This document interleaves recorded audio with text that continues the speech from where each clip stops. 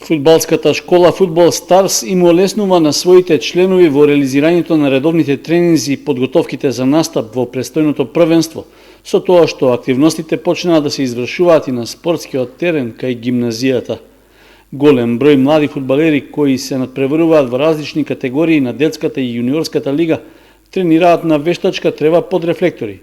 Со тоа им се овозможува и на оние ученици кои се во втора смена да ги извршуваат редовните тренинзи.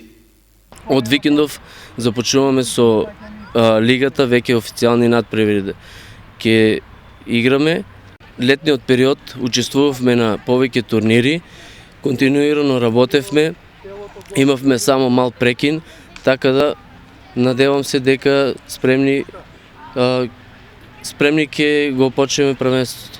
Од стручниот штаб на Фудбал Старс велат дека се задоволни од досегашната работа со младите генерации фудбалери, особено што клубот располага со талентирани играчи, поради што е задоволство и за тренерите кои работат со најмладите категории.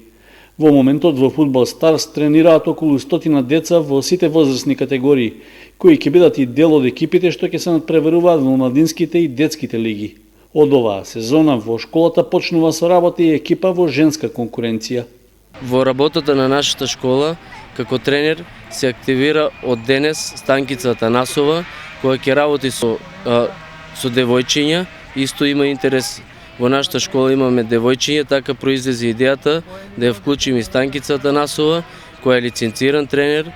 Запишувањето на девојчињата е од генерацијата 2012 и повозрастни.